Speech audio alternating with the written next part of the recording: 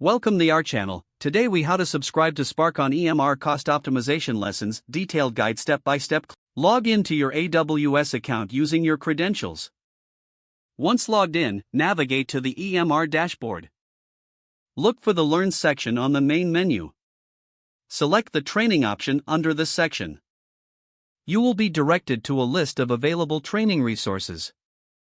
Scroll down to find the Spark on EMR cost optimization lessons. Click on the course title to view more details. Review the course description to ensure it meets your learning objectives. You may need to confirm your enrollment through a pop-up or prompt. Once confirmed, check your dashboard to see the newly added course.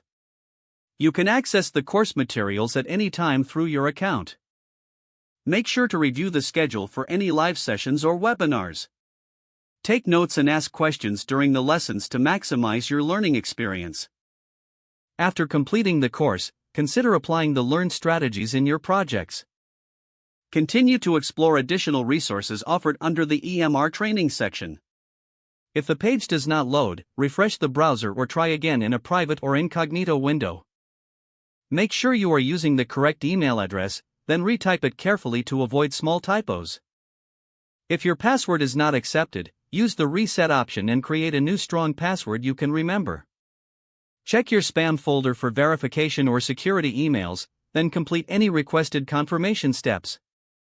Enable two-factor authentication if available to improve account security and reduce unauthorized access risk. After signing in, review your profile details so your contact information and settings are accurate and current.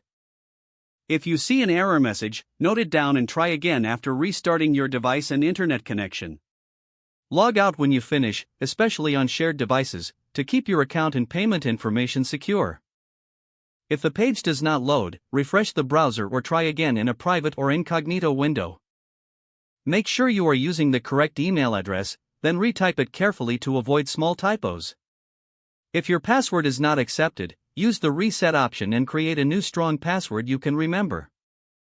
Check your spam folder for verification or security emails, then complete any requested confirmation steps.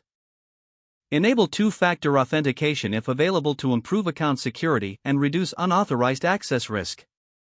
Don't forget to like this video and subscribe to our channel for more step-by-step tech guides.